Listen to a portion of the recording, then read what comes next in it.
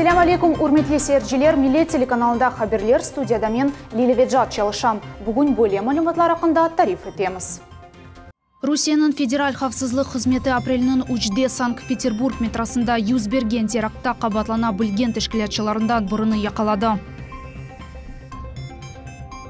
Гражданлықны сәделештірілген шекілде алмақ үшін қанунын әмелге кечірілуі Девлет Милетлер комитетінде олып кечкен қабылуында ең актуаль сөйлі олды. 2017 сенесі девамында 95 айле евлерінің құрылмасына сонына кетірмек үшін мади ярдымны елде етежеклер. Бүгін бүтін дүнияда халқара абиделер видиқатқа лайық ерлер күні қайт етіле. Бұл ведегер мәліматларының хаберлер программасында серете білесіңіз. Русияның федераль қавсызлық қызметі апрелінің учінде Санкт-Петербург метросында юз берген терактта қабатлана білген тәшкілатшыларынан біріні яқалады. Бұл Меркези Асияда доған 27 яшлы Аброр Азимов. Таз хабер еткеніне көре Русия Федерация федераль қавсызлық қызметі или Санкт-Петербург метрополитенде террористик акт делелі бойынша Русия таққат комитеті açқан жинай иш черчевесінде базар ертесі күні Москва вилаятының Одинцово районында бақылған жинаятның тәшкілатшыларından бірі Меркези Асия регионда 1990 сене доған Азимов Аброр Ахралович яқаланды. О өлімге азыр террорист Акбаржор Джалиловны азырлаған еді. Ресми векил Светлана Петренко білдірді ке тағықат комитеті теракт тәшкілатшыларының белгілемеге девам еті. Қырым Жұмхуриет бойынша Русия федераль қавсызлық қызметі сыныржылар идаресінің қадимлері елі Украина гражданы яқаланды. Қадын кечув тоқтасына айланып Русия Федерация Девлет сынырыны кечмеге тырышқан вақыт тоқтатылды деп хабереті Русия федераль қавсызлық қызметінің Қырым Жұмхуриет бойынша сыныржылар идаресі қызмет көстеру фаалеті кетішатында екі Девлет сынырына яқын ерде сыныржылар Русия Федерация қанунларыны бозып башқа Девлет тарafында yol алған қадыны яқаланды. Сыныржылар идаренің қадимлері қырымлыларға авиаярмада мұсафірлеріне қатарлаталар. Егер четелші чықмаға істесіңіз, Русия Федерация Девлет сынырыны қанунларға ұйғын шекілде кеченіз. Бұның үшін аққы весиқалар олмалы. Анда әмде Русия қанунларына бинайын сыныр ве гумрюк, яне таможня әмде керек олса башқа незарет шекелері кечірілі. В ходе беседы женщина сообщила, что является гражданкой Украины 1974 года рождения, однако никаких документов при себе не имела. Для установления личности и принятия правового решения женщина была задержана и доставлена на пограничную заставу. По результатам проведенных проверочных мероприятий личность задержанной подтвердилась. За нарушение пограничного режима, согласно части 1 статьи 18.2 Кодекса об административных правонарушениях Российской Федерации, гражданка Украины привлечена к административной ответственности в виде штрафа. Бенлерде біздің ватандашларымыз Русия Федерация президенті репрессияға оғыраған халықларының реабилитациясы ақта эмир имзаланғанының училығына ең чоқ бекленілген бақшышы алдылар. Владимир Путин Русия Федерация гражданлығыны сәделештірілген шекілде алмақ үшін ферманыны имзалады. Весиқаға бинайын имтиязлар реабилитірілген гражданларға веоларының ең яқын соларына, яғни қартана, қарбаба, ана-баба, умюр арқадашлары, бала, веторумлары, аға арқадашлары көзде тұтыла. Болелекнен реабилитірілген гражданлар ватанына авдет олып, Русия гражданлығына алып олурлар. Кефес шерінің сакины Медат Алиев Қырымға 2002 сенесі көчіп келді. Амма гражданлықны 15 елдан зияде алып оламай. О айта ки бұл еллар девамында еждатларының ватанында яшамақ үшін күрешті. При Украине у меня не получалось. Украина вақытында мен висхаларны япып оламадым. Олар дайма қардашларым мында яшағаныны талап етейділер. Мені хувмаға тырышайдылар. Аллаға шүкір Қырым Русияның иркянына кірді. Ве мен үміт етем ки Русия президенті гражданлықны алмаға ярдым етер. Кефе шер мемуриетінің баш муавины Руслан Зиядинов Кефе белейдиесінде жедвел насыл алы барылғаны ақта бізні хабердар етті. На учете у нас состоит 28... Бізде шымды жедвелде 28 инсан тура. Амма нені хайт етмек керек ки, бұл қанун тек Қырымда яшаған инсанларға дегілді, Қырымдан тыш яшағанларға да дархала. Әмді бұл қанунға көре бұлғар, әрмені ведіге реабилитирленген халқлар гражданлықны алып олурлар. Қанунға дәңішмелеріні көрсеткен ве қол тұтқан тәшібісшілерден бірі Русия Девлет Думаның мебусы Руслан Бальбектір. Оның айтқанына көре бұл қанунның қабыл олынмасы бұтын реабилитирленген жәбірленгенлерні мемури құбылмадан қорчалап, айлелерінің толлығыны сақлап қалажақ. Ве бұтын ватандашларымызны тарихи ана топрағымызда бірлештірежек. Қайдетмелеке қанун ең қысқа вақыт девамында қабыл етілді. Фадиме Сейтмамут, Миллет үшін.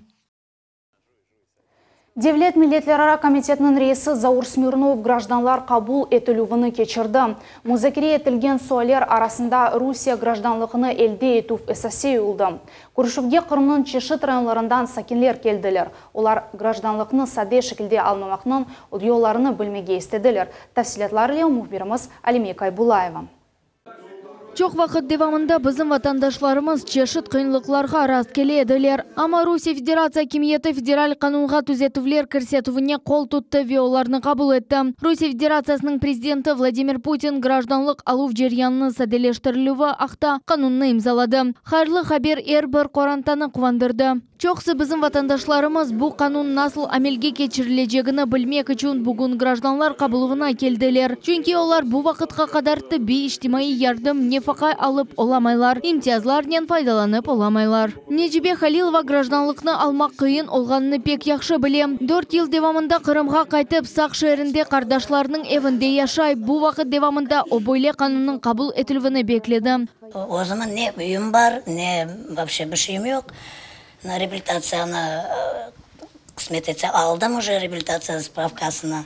Но bu malgече мен вид на жительствоға документтерін сдавать ете алмайым, потому что 65 000 ақша төлемек керек еді банкқа, мен төле алмадым, пенсиям yok, çalışamайым.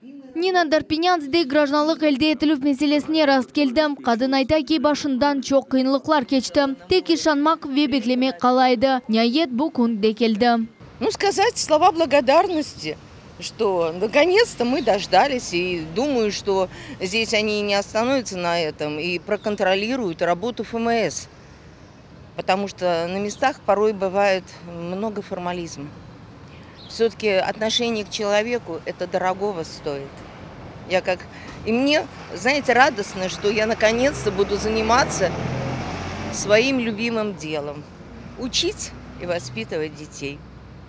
Но даже сейчас, занимаясь совершенно другим делом, совершенно мне не дали. И тоже спасибо людям, которые не отказывали и давали мне возможность работать и прожить этот год в Крыму. Эльмира Аюпова 2001 senesinden beri Kırım'da yaşay. Bu vakit devamında gражданлықны alıp olamay. Kadın Ahmedjit rayonunda kiraga alıngan evde umur geçirem. Ama şimdi ev sahibi evini satmağa karar aldı. Я жила на квартире, а сейчас этот дом продается. Я остаюсь просто-напросто на улице. На протяжении многих лет я не могла сделать документы. Куда только я не обращалась, и в ФМС, и председатель сельсовета, депутат. У меня брали документы, чтобы сделать, а потом отказную. Где-то издевались, где-то смеялись надо мной, потому что у меня просроченный паспорт, я ничего не могу сделать. Gulnara Zaytulaeva umut ете ki bu kanun imzalanуы binlerce vatandaşlarımızın yaşayışını kolaylaştırır. Ждем вот этого закона. Сейчас его приняли, слава богу, я благодарна правительству России, Путину, президенту Путину.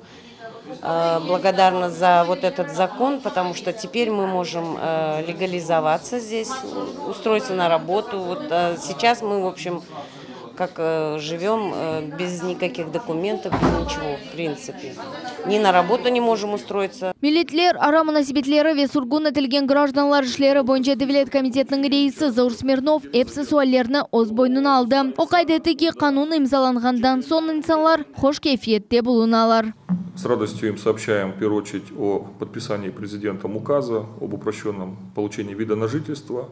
Мы в течение последних 3 лет вместе с вами были свидетелями, действительно сотни тысяч людей обращались с этим вопросом. Мы сегодня благодарили людей, в первую очередь, за выдержку и терпение, которое они проявили. Конечно, мы поблагодарили за то, что они поверили нам, представителям власти. Ну и мы показали, что власть держит и выполняет свои обещания, идет навстречу людям. Поэтому сегодня уже вырабатывается непосредственный механизм. Мы через средства массовой информации, через телеканал Миллет обязательно сообщим всем людям, куда обращаться, с какими документами. Я думаю, уже вот долгожданное событие, которое которое было уже связано непосредственно с получением вида на жительство, в дальнейшем получением гражданства, оно уже здесь, в Крыму, и будет непосредственно... Bundan da gayrı Заур Смирнов комитет хадимлері ile kaçırılған хатыларны түзетмеге эмир берді. Айралда дамарталар элдетов бойынша жетвелер тізілуінде суалер пейда oldu. Алиме Кайбулаева, Энвер Аблезис, Миллет үшін. Ахмеждит Алушта Ялта трассасында yol нақлие қазасы нәтижесінде 2 инсан елек oldu. Идареде қайт етілгеніне көре Ялтада Алушта тарафқа yol алған фур арабасының тормозы іштен шықты. Нәтижеде бұл uzun араба қаршыдан келеятқан енгіл арабасына келіп ұрды ве yolдан атырылды. Шымдық вақытта бұл ерде ГИБДД хадимлері ве икімлер чалышалар, зарар көргенлерінің сайысы ве қазаның себеплері анықлана. 2017 сене F құруcılığı yekünlenmesine bir kere verilgen maddi yardımı 95 гражданларға ayrılacak. Bu maddi yardımını nasıl almak mümkün, nasıl vesikalarını tapşırmak gerek ve nereye müracaat etmeli bizim levhamızdan bilirsiniz. 2015-2017 senelerde реабилитирленген гражданлар için mesken kuruculuğuna yekünlenmesi için bir kere verilgen maddi yardım ayrılу programması boyunca 19 milyon ruble ayrıldı. Bu programma Rusya prezidenti imzalagan repressiyaga uğragan Kırım halklarının реабилитация çareleri hakkında emiri boyunca amelge geçirildi. Это могут быть граждане, которые... Мында реабилитирленген гражданлар кірелер. Эмде оларда реабилитация весихасы яда архив весихасы олмақ керек. Хоранта азалы да бу өмір arkadaşlar ve олардың баллары. Эм дамартасының қарары бу категорияға кірген инсанлардың адына ресмилештірілмек керек. Maddi yardım alganlar en evvela komisyon teşkillerden keçeler. Onların neticesi boyunca para ayrıla. Şimdiki vakitte 5 belediye teşkilatı Cankoy, Ermeni Bazar, Orkapu şehri, Orkapu rayonu, emde Akşehir rayonu maddi yardım almak için arizalar yazmadılar. Bu rayonlarda yaşayan gражданlar kısa müddet devamında maddi yardım gerekligini bildirip yerli memuriyetlerge gerekli vesikalarını tapşırmak gerekler. Она оказывается в размере до 30 минимальных. Bu yardım 30 minimal aylıqını teşkil ete 200-250 bin ruble. Bir komissiya o'z neticelerini çıkara ve bu evlerge barıp o'z teşkirlerini alıp bara. Maddi yardım alganlar kuruculuk etken yerde kayıt olunmak gerekler. Yani o bir rayonda propiska olunup kuruculukны başka rayonda alıp barsa maddi yardım ayrılmayacak. Гражданин, желающий получить такую помощь. Bu yardımını almağa istegenler episi gerekli vesikalarını toplamak gerekler. Birinci növbette yer damartasına vesikalar olmak gerek ve bu damartada endi mesken evinin damı olmalı. Devlet Komitetinin malumatına göre bu sene maddi yardım 95 гражданға ayrılacak. Maddi yardım almak için vesikalar cetvelini yerli hakimiyet idarelerinde bilmek mümkün. Sultaniye Istakayeva, Alime Kaybullaeva, Enver Ablezis, Millet için. 91 yaşında Taraktaş koyunun sakini Alime Aliyeva bu dünyanı terk etti. Çok yıllar devamında oğulca olup çalıştı. Bütün yaşayışını marif faaliyetine bağışladı. Cenaze namaz yarın Taraktaş koyundan olup geçecek.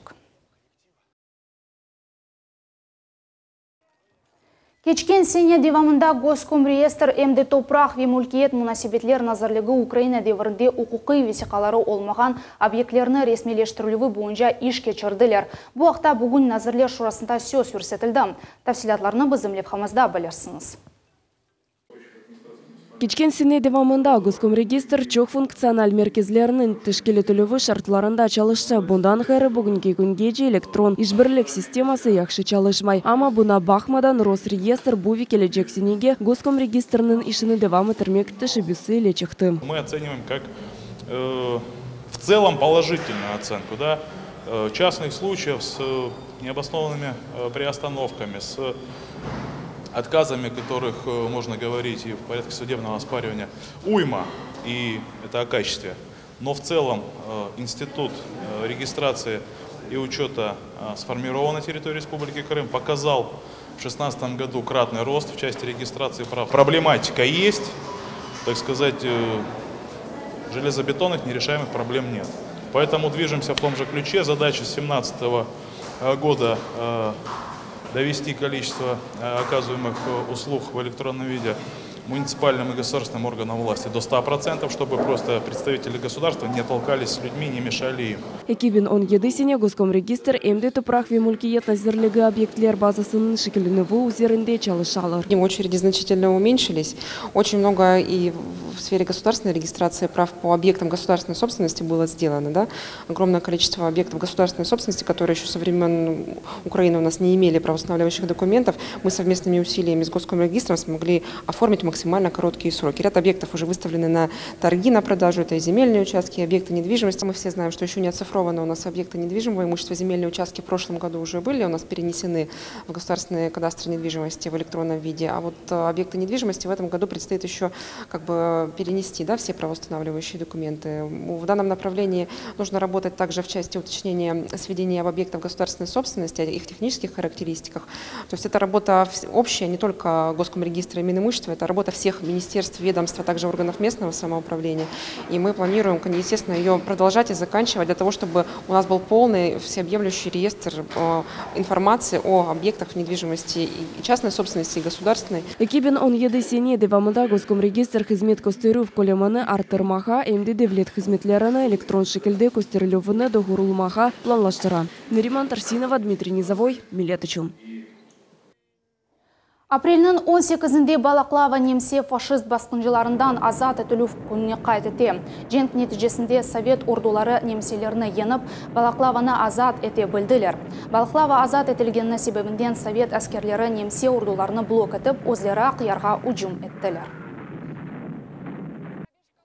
Бүгін бүтін дүнияда халқара абиделер ве диқатқа лайық ерлер күнуққа ететіле.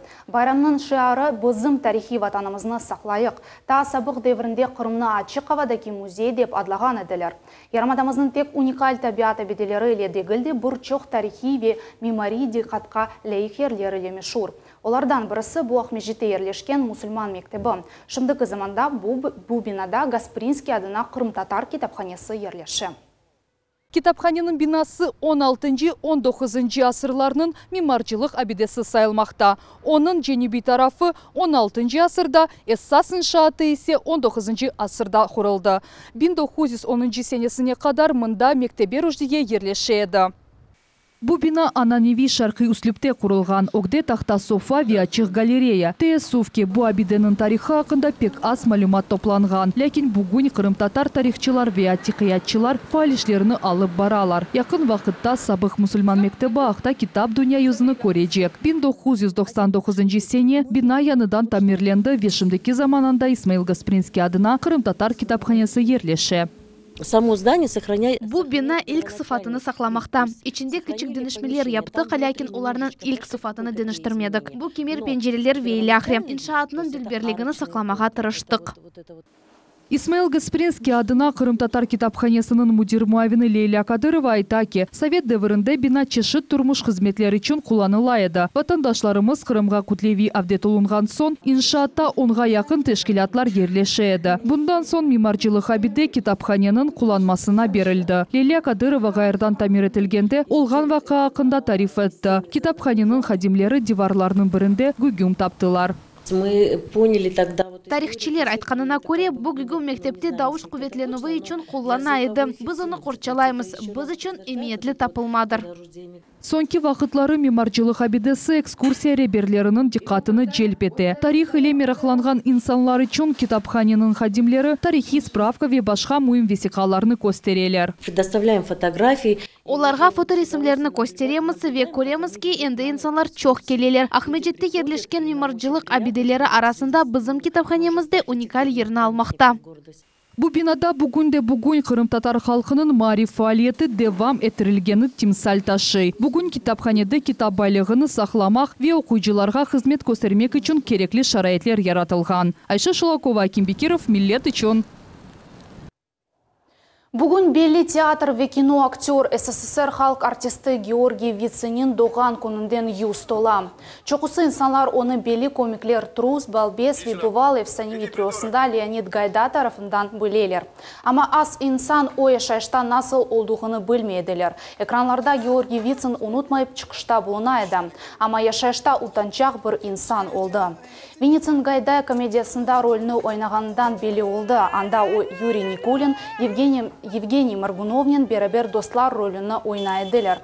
Оның сонки интервьюсында актер сағылғашқанда «Не суетитесь, люди, жизнь отнимает страшно много времени» сөзлеріні айтты. Бөлелекнен бізім яйнымыз сонuna айты, олып кечкен вақалар ақында дайма хабердар. Олыңыз Венет бетеке хаберлер информацион программасының рус тіліндегі чықышыны саат 20:30-да қачырмаңыз.